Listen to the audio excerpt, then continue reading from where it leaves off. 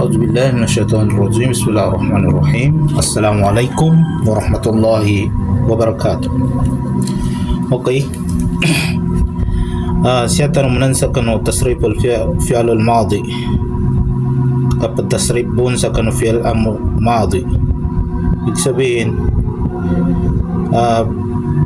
dito pa rin tayo sa pagtatasrif sa fi'il o sa verb na tinatawag na madi. Siya ay past tense, di kaya pang nakaraan. Natapos na natin itong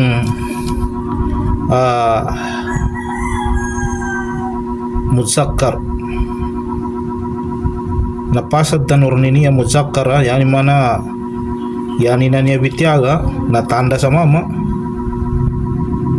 na diya ko siya papatakanan na kapakay abagumbay kanu sa upaman amaka wadzano siya ba makopamano siya ba pamana paala minumbag ka sa ikaupaman zahaba di kaya paraha.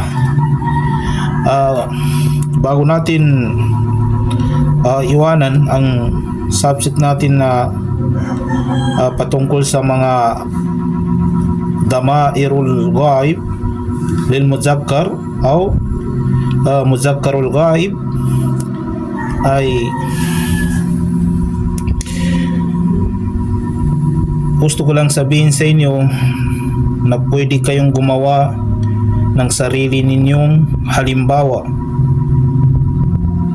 Okay, halimbawa, paala, gumawa ka ng sarili mong fi'il. For example, zahaba, pwede mo siyang gawin paala, paala, paalo.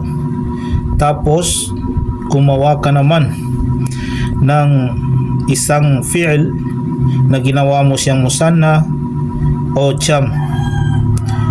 For example, jahaba, jahaba, jahaba, jahabu. Pwede mo siyang gawin paraha, paraha, parahu, at ikukumpara mo siya dito.